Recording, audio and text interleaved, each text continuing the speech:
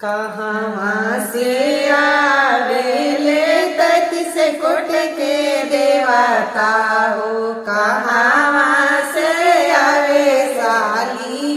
gram, कहाँ से आवे साली ग्राम, कहाँ से आवेले 5 पंडिता मोरा अगना तुलसी के बिया, मोरा घरे तुलसी के बिया, सरग से आएले 33 कोटि के देवता, बैकुंठ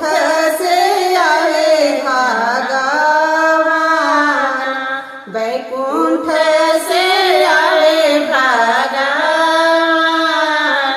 काशी से आवेले 5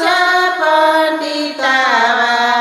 मोरा अगना तुलसी के बिया,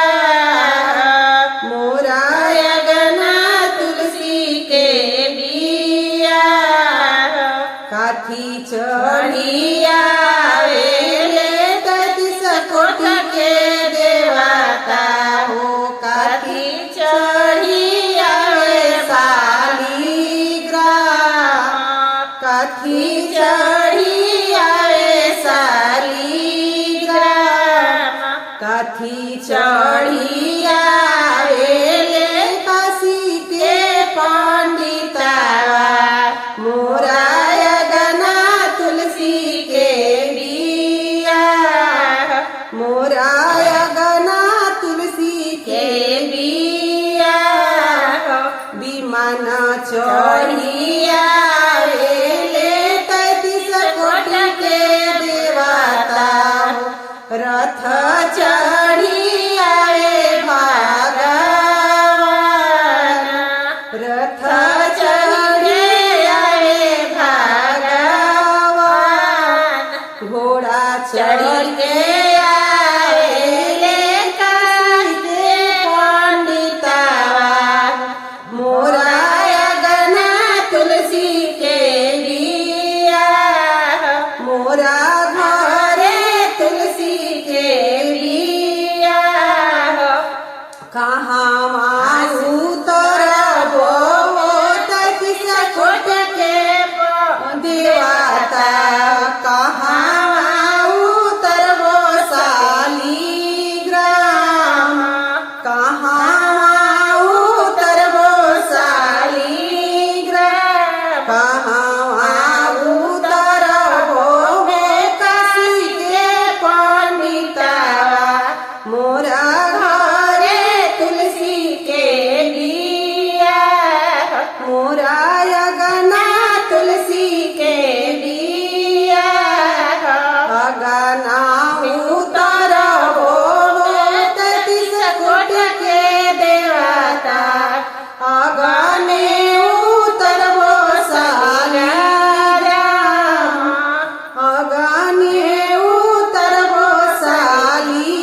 ग्राम, अगना उतरबो काशी के पंडिता मोरे अगना तुलसी के बिया,